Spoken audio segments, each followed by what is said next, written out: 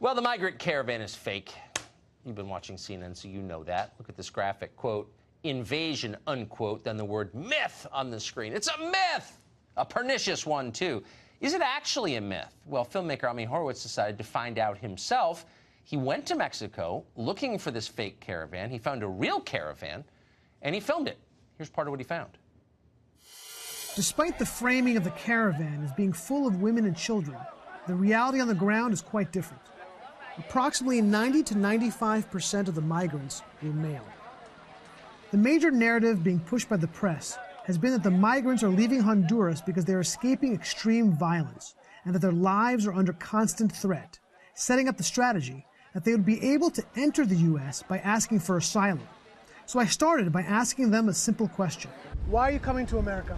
¿Por qué quieres irte a Estados Unidos? Bueno, voy buscando una mejor vida económica.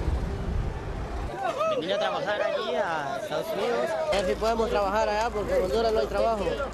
There's a massive logistical effort underway, akin to moving an army, and is clearly costing someone millions of dollars for the transportation, food, water, medicine, and services that are being provided for the members of the caravan.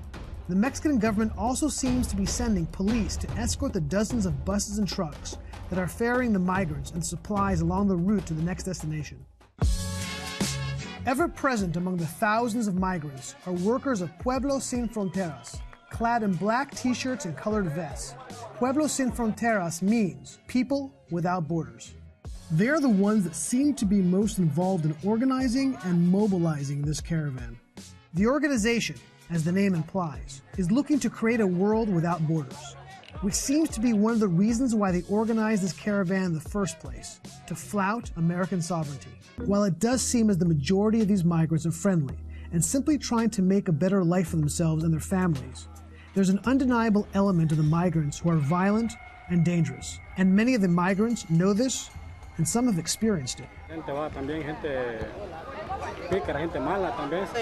viaje hemos recibido agresiones verbales, físicas. It seems to me that there are leftist organizations that are using these migrants as a tool to push a certain political agenda, which includes the weakening of American sovereignty and our border security.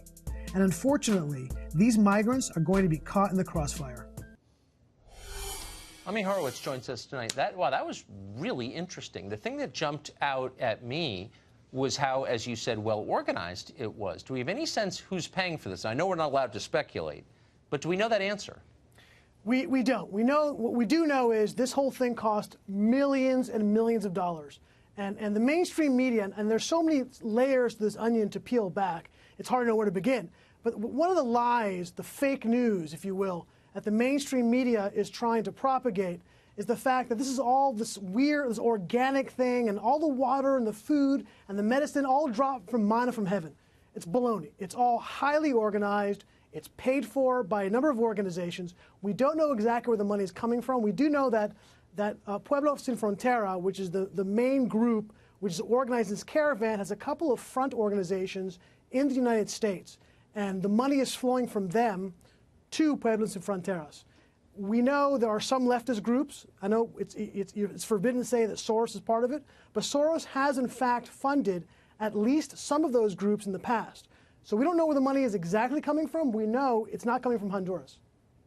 So why would, I mean, it's such an interesting and obvious question. Who's paying for this? Why haven't other news organizations gotten to the bottom of this? You're one man. You're doing this independently. Why isn't NBC News or ABC or PBS, why aren't they on this? Oh, come on. You know the answer to that. They don't want to get to the bottom of it. They have no interest politically in getting to the bottom of it. It's the same reason why when you see a photo in the New York Times, the Washington Post, or a video in CNN or the BBC or MSNBC, what do you see? You see the entire framing are women and children, when the reality is so far from the truth. 90 to 95% of all the people who are in this caravan are men, although I do apologize for assuming their gender.